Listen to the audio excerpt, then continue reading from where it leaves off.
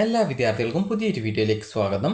ഈ വർഷത്തെ +1 higher secondary, vocational higher secondary first year examination result ഇന്നലെ പ്രസിദ്ധീകരിച്ചിട്ടുണ്ടായിരുന്നു. അതായത് ജൂൺ 2-ാം തീയതി വൈകുന്നേരം 3 മണിക്ക് പ്രസിദ്ധീകരിച്ചിട്ടുണ്ടായിരുന്നു. അപ്പോൾ വിദ്യാർത്ഥികൾ റിസൾട്ട് പരിശോധിച്ചിട്ടുണ്ടാകുമെന്ന് പ്രതീക്ഷിക്കുന്നു.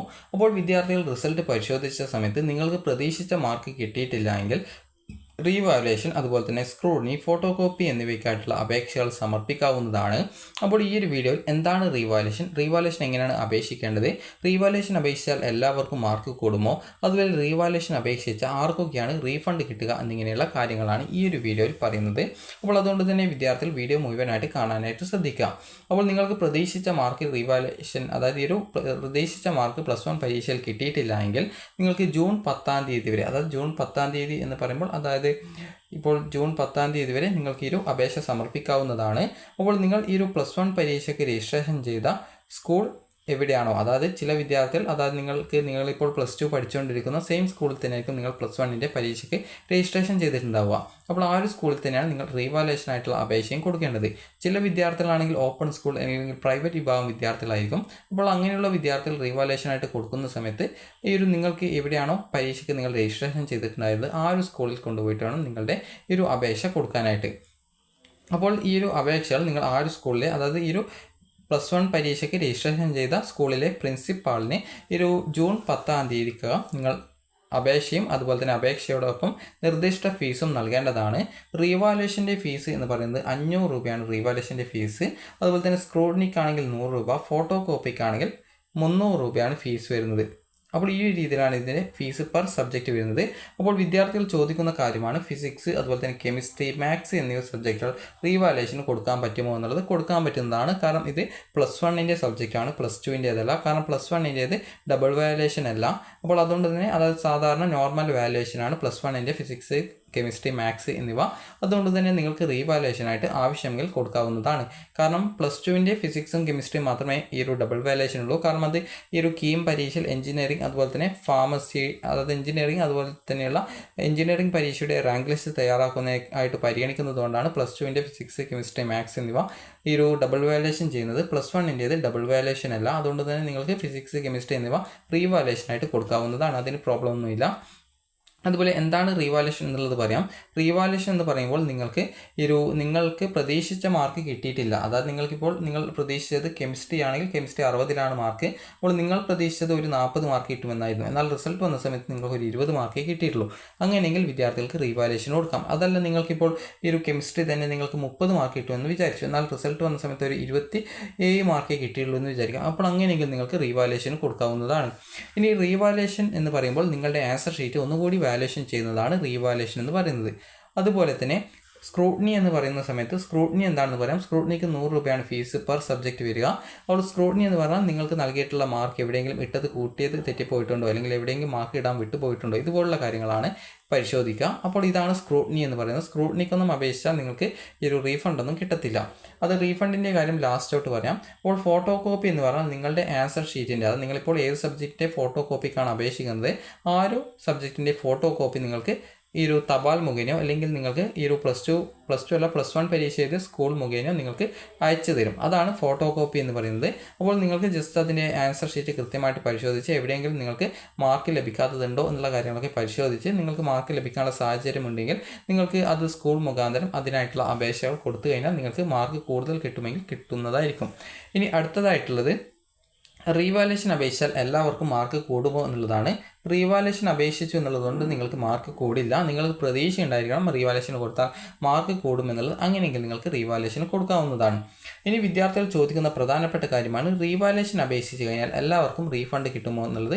അപ്പോൾ ഒരിക്കലും എല്ലാവർക്കും റീഫണ്ടൊന്നും കിട്ടത്തില്ല. 10% മാർക്ക് കൂടുകയാണെങ്കിലേ നിങ്ങൾക്ക് റീഫണ്ട് കിട്ടത്തുള്ളൂ. 10% എന്ന് പറയുമ്പോൾ ഞാൻ ജസ്റ്റ് ഒരു ഉദാഹരണം പറയാം. ഇപ്പോൾ കെമിസ്ട്രി സബ്ജക്റ്റാണ്, നിങ്ങൾക്ക് അറിയാം കെമിസ്ട്രി 60-ലാണ് മാർക്ക് എന്നറിയാം, അത് TE മാർക്ക് 60-ലാണ് എന്നറിയാം. അപ്പോൾ ഈ ഒരു TE മാർക്ക് 60-ലാണ്. അപ്പോൾ ഈ ഒരു TE മാർക്കിൽ റീവാലുവേഷന് മുമ്പ് നിങ്ങൾക്ക്, അതായത് കെമിസ്ട്രിക്ക് കിട്ടിയിട്ടുണ്ടായിരുന്നത് ഒരു 20 മാർക്കാണെന്ന് വിചാരിക്കാം. അപ്പോൾ റീവാലുവേഷന് ശേഷം, അതായത് നിങ്ങൾക്കൊരു 60ൻ്റെ 10% ആണ് ചോദിക്കുന്നത്. 60ൻ്റെ 10% എന്ന് പറയുമ്പോൾ 6 മാർക്കാണ്. അപ്പോൾ റീവാലുവേഷന് ശേഷം നിങ്ങൾക്ക് 20 മാർക്കാണ് റീവാലുവേഷന് മുമ്പുള്ളതിന് ഉള്ളതെങ്കിൽ റീവാലുവേഷന് ശേഷം 26 മാർക്കോ അല്ലെങ്കിൽ 26ൽ കൂടുതൽ മാർക്കോ നേടുകയാണെങ്കിലാണ് നിങ്ങൾക്ക് ഈ ഒരു റീവാലുവേഷന് ശേഷം റീഫണ്ട് കിട്ടുക. അതായത് 10% മാർക്ക് ഇവിടെ കൂടുന്നുണ്ട്. അതായത് ഈ ഒരു 10% എന്ന് പറയുമ്പോൾ 60 മാർക്കിൻ്റെ പരീക്ഷയിൽ 6 മാർക്കാണ് 10% കൊണ്ട് ഉദ്ദേശിക്കുന്നത്. അപ്പോൾ റീവാലുവേഷന് മുമ്പുള്ളതിനേക്കാൾ 6 മാർക്ക് നിങ്ങൾക്ക് കൂടുകയാണ്. അതായത് റീവാലുവേഷന് മുമ്പുള്ളതിനേക്കാൾ 6 മാർക്ക് നിങ്ങൾക്ക് കൂടുകയാണെങ്കിൽ 6 മാർക്കോ അതിൽ കൂടുതലോ കൂടുകയാണെങ്കിലാണ് നിങ്ങൾക്ക് ഈ ഒരു റീഫണ്ട് കിട്ടുക. അതുപോലെ തന്നെ ഇപ്പോൾ നമുക്ക് 80 മാർക്കിൻ്റെ സബ്ജക്റ്റ് നോക്കാം. 80 മാർക്കിൻ്റെ ഇംഗ്ലീഷ് നോക്കാം. ഇംഗ്ലീഷ് നിങ്ങൾക്ക് 80 മാർക്കിലാണ് പരീക്ഷ. അപ്പോൾ 80 മാർക്കിൽ എനിക്ക് കിട്ടിയിട്ടുണ്ടായിരുന്നത് ഒരു 30 മാർക്കാണെന്ന് വിചാരിക്കാം. അപ്പോൾ 30 മാർക്കാണ് കിട്ടിയിട്ടുള്ളത്. അപ്പോൾ എനിക്ക് റീവാലുവേഷന് ശേഷം അതായത് 80ൻ്റെ 10% എന്ന് പറയുമ്പോൾ 8 മാർക്കാണ്. അപ്പോൾ 80ൻ്റെ 10% എന്ന് പറയുമ്പോൾ നിങ്ങൾക്കറിയാം 8 മാർക്കാണ്. അപ്പോൾ ഈ ഒരു 8 മാർക്ക് എനിക്ക് റീവാലുവേഷന് ശേഷം എനിക്കിപ്പോൾ കൂടുകയാണെങ്കിലാണ് ആ ഒരു പൈസ റീഫണ്ട് കിട്ടുക. അപ്പോൾ റീവാലുവേഷന് മുമ്പ് 30 മാർക്കാണ്. എന്നാൽ റീവാലുവേഷന് ശേഷം ഒരു 38 മാർക്കോ 39 40 അതിൽ കൂടുതലൊക്കെ മാർക്ക് കിട്ടുകയാണെങ്കിൽ അത് ഈ ഒരു റീവാലുവേഷന് മുമ്പുള്ളതിനേക്കാൾ 80 മാർക്ക് സബ്ജക്റ്റിൽ 8 മാർക്ക് കൂടിയാലാണ് 10% കൂടിയെന്ന് പറയുക. അങ്ങനെയെങ്കിലാണ് നിങ്ങൾക്ക് റീഫണ്ട് കിട്ടുക. അതായത് നിങ്ങൾക്കിപ്പോൾ 60 മാർക്കിൻ്റെ സബ്ജക്റ്റിൽ നിങ്ങൾക്ക് റീവാലുവേഷന് മുമ്പുള്ളതിനേക്കാൾ 60 മാർക്ക് സബ്ജക്റ്റിൽ 6 മാർക്ക് നിങ്ങൾക്ക് കൂടിയിട്ടുണ്ടായിരിക്കണം. റീവാലുവേഷന് മുമ്പ് 20 മാർക്കാണെങ്കിൽ 26 മാർക്ക് റീവാലുവേഷന് ശേഷം ഉണ്ടായിരിക്കണം. അതുപോലെ തന്നെ 26 മാർക്കോ 27 മാർക്കോ അങ്ങനെ അതിൽ 6 മാർക്കിൽ കൂടുതലോ 6 മാർക്കോ കിട്ടിക്കഴിഞ്ഞാലാണ് നിങ്ങൾക്ക് ആ ഒരു റീഫണ്ട് കിട്ടുക. 80 മാർക്കിൻ്റെ സബ്ജക്റ്റ് ആണെങ്കിൽ നിങ്ങൾക്ക് റീവാലുവേഷന് മുമ്പുള്ളതിനേക്കാൾ അതായത് 8 മാർക്ക് നിങ്ങൾക്ക് റീവാലുവേഷന് ശേഷം കൂടിയിട്ടുണ്ടായിരിക്കണം. അങ്ങനെയെങ്കിലാണ് വിദ്യാർത്ഥികൾക്ക് നിങ്ങളുടെ ആ ഒരു പൈസ റീഫണ്ടായിട്ട് കിട്ടുക. അപ്പോൾ വിദ്യാർത്ഥികൾക്ക് ആർക്കൊക്കെയാണ് മാർക്ക് കൂടിക്കഴിഞ്ഞാൽ നിങ്ങൾക്ക് റീഫണ്ട് കിട്ടില്ല, അതായത് കിട്ടാതിരിക്കുക എന്ന് ചോദിച്ചു കഴിഞ്ഞാൽ നിങ്ങൾക്കിപ്പോൾ 60 മാർക്കിൻ്റെ സബ്ജക്റ്റിൽ, അതായത് ജസ്റ്റ് ഒരു ഉദാഹരണം പറയാം, ഇപ്പോൾ കെമിസ്ട്രി ആണെങ്കിൽ നിങ്ങൾക്ക് 60 മാർക്കിലാണ് സബ്ജക്റ്റ്. അപ്പോൾ നിങ്ങൾക്കിപ്പോൾ ഈ ഒരു 60 മാർക്കിൻ്റെ സബ്ജക്റ്റിൽ റീവാലുവേഷന് മുമ്പുള്ളതിനേക്കാൾ 6 മാർക്ക് കൂടണം എന്ന് നിങ്ങളോട് പറഞ്ഞു.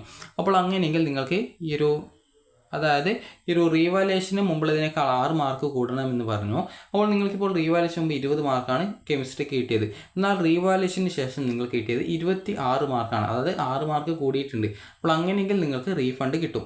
അതേസമയം നിങ്ങൾക്കിപ്പോൾ 20 മാർക്കാണ് കിട്ടിയിട്ടുള്ളത്. റീവാലുവേഷന് ശേഷം നിങ്ങൾക്ക് കിട്ടിയിട്ടുള്ളത് ജസ്റ്റ് ഒരു 23 മാർക്കാണെന്ന് വിചാരിക്കുക. അതായത് 3 മാർക്കേ കൂടിയുള്ളൂ. അതായത് ഈ ഒരു മാർക്ക് എന്ന് പറയുമ്പോൾ 10% അല്ല, ജസ്റ്റ് ഒരു 5% മാർക്കായി കിട്ടിയിട്ടുള്ളൂ. അപ്പോൾ അങ്ങനെയെങ്കിൽ നിങ്ങൾക്ക് റീഫണ്ട് കിട്ടത്തില്ല. അതായത് ഈ ഒരു 6 മാർക്ക് 60 മാർക്കിൻ്റെ സബ്ജക്റ്റിൽ 6 മാർക്ക് റീവാലുവേഷന് മുമ്പുള്ളതിനേക്കാൾ കൂടിയിട്ടുണ്ടായിരിക്കണം. 80 മാർക്കിൻ്റെ സബ്ജക്റ്റ് ആണെങ്കിൽ അതായത് 80 മാർക്കിൻ്റെ ഇപ്പോൾ നമുക്ക് 80 മാർക്കിൻ്റെ ഇംഗ്ലീഷ് എടുക്കാം. ഇംഗ്ലീഷ് ആകുമ്പോൾ 80 മാർക്കിൻ്റെ സബ്ജക്റ്റ് ആണെങ്കിൽ റീവാലുവേഷന് മുമ്പുള്ളതിനേക്കാൾ 8 മാർക്ക് നിങ്ങൾക്ക് കൂടിയിട്ടുണ്ടായിരിക്കണം. അപ്പോൾ ഒരു ഉദാഹരണം നോക്കാം. നിങ്ങൾക്കിപ്പോൾ 30 മാർക്കാണ് റീവാലുവേഷന് മുമ്പുള്ളത്. റീവാലുവേഷന് ശേഷം നിങ്ങൾക്കൊരു 38 മാർക്ക് കിട്ടി. അത് 38 അതിൽ കൂടുതലോ കിട്ടി. അതായത് 8 മാർക്ക് കൂടി, അതായത് 10% കൂടി. അപ്പോൾ അങ്ങനെ നിങ്ങൾക്ക് റീഫണ്ട് കിട്ടുന്നതായിരിക്കും. അതേസമയം നിങ്ങൾക്ക് 30 മാർക്കാണ് മുമ്പുണ്ടായിരുന്നത്. എന്നാൽ റീവാലുവേഷന് ശേഷം നിങ്ങൾക്കൊരു 35 മാർക്കേ കിട്ടിയിട്ടുള്ളൂ. അതായത് ആകെ 35 എന്ന് പറയുമ്പോൾ 5 മാർക്കേ കിട്ടിയിട്ടുള്ളൂ. അതായത് ഒരു 5 മാർക്ക് എന്ന് പറയുമ്പോൾ 10%ഇല്ല, ഏകദേശം ഒരു 6% മാത്രമേ മാർക്ക് കൂടിയിട്ടുള്ളൂ. അപ്പോൾ അങ്ങനെയെങ്കിൽ ഇവിടെ നിങ്ങൾക്ക് റീഫണ്ട് കിട്ടത്തില്ല. ഇവിടെ നിങ്ങൾക്ക് റീഫണ്ട് കിട്ടും. ഇത്ര മാത്രമാണ് ഇതിൻ്റെ പ്രത്യേകത. അതായത് റീഫണ്ടിൻ്റെ കാര്യം എന്ന് പറയുന്നത് റീഫണ്ടിനായിട്ട് നിങ്ങൾക്ക് റീവാലുവേഷന് മുമ്പുള്ളതിനേക്കാൾ 10% കൂടിയിട്ടുണ്ടായിരിക്കണം. ഇത്ര മാത്രമാണ് ഇതിൽ പറയുന്നത്.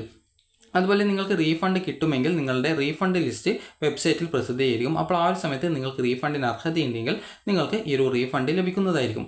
ഇനി വിദ്യാർത്ഥികൾ ചോദിക്കുന്ന പ്രധാനപ്പെട്ട കാര്യമാണ് റീവാലുവേഷൻ അപേക്ഷിച്ച് കഴിഞ്ഞാൽ നിങ്ങൾക്ക് മാർക്ക് കുറഞ്ഞു കഴിഞ്ഞാൽ എന്താണ് ചെയ്യുക എന്നുള്ളത്.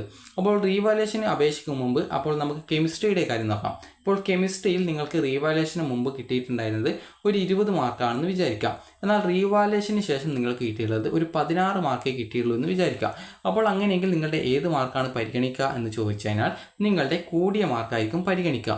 അതുപോലെ തന്നെ നിങ്ങൾക്കിപ്പോൾ നമുക്ക് അടുത്തത് ഇംഗ്ലീഷ് നോക്കാം. ഇംഗ്ലീഷ് ആണ് നോക്കുന്ന സമയത്ത് 80 മാർക്കിൻ്റെ സബ്ജക്റ്റാണ്. റീവാലുവേഷന് ശേഷം മാർക്ക് കൂടിക്കഴിഞ്ഞാൽ അതായത് 8 മാർക്കോളം കൂടിക്കഴിഞ്ഞാലാണ് റീഫണ്ട് കിട്ടുക. അതായത് 10% കൂടിയിട്ടുണ്ടായിരിക്കണം.